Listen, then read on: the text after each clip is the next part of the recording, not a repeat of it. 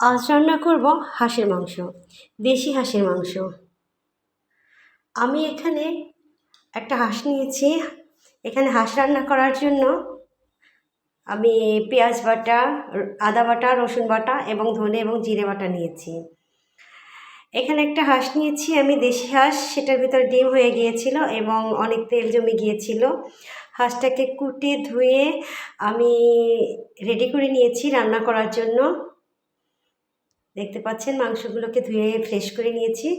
এখানে এই যে হাঁসের ডিমগুলো। চুলাতে কড়াই কড়াই বসিয়ে তার মধ্যে আমি তেল দিয়েছি এবং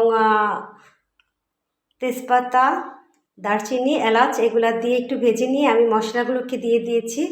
পরিমাণ মতো লবণ দিয়েছি। এখন আমি মশলাগুলোকে ভালো করে কষিয়ে নিচ্ছি।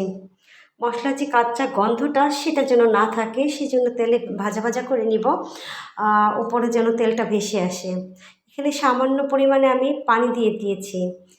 হলুদ গুঁড়ো দিয়ে দিচ্ছি 1.5 চামচের মতো এবং মরিচের গুঁড়ো দিয়ে দেব 1 চামচের মতো। হাঁসটা যেহেতু ভুনা ভুনা করবো, সেক্ষেত্রে আমি একটু মশলাটা বেশি দিচ্ছি।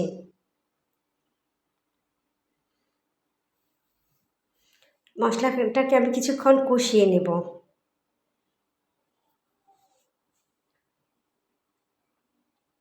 হাফ চামচের মতো আমি গরম মশলার গুঁড়া দিয়ে দিচ্ছি।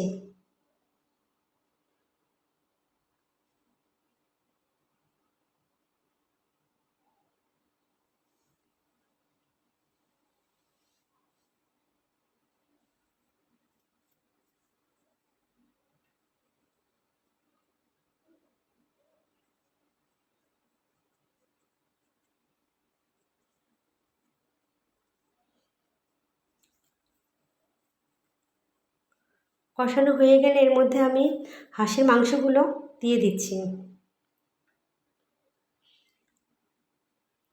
ভালো করে কষিয়ে পরে আমি ডিম দিব। ডিমটা এখন দিব না, তাহলে গলে যাবে।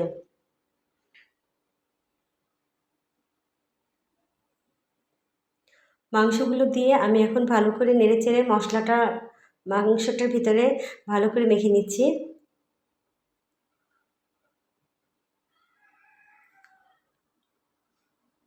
কিছুক্ষণ নেড়েচেড়ে আমি কষিয়ে নেব।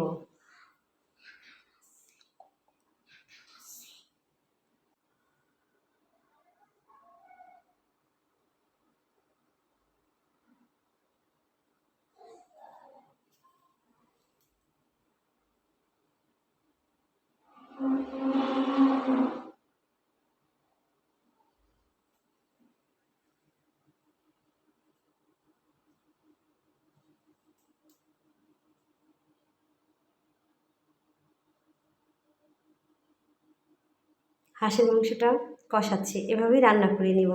আল্লাহ হাফিজ।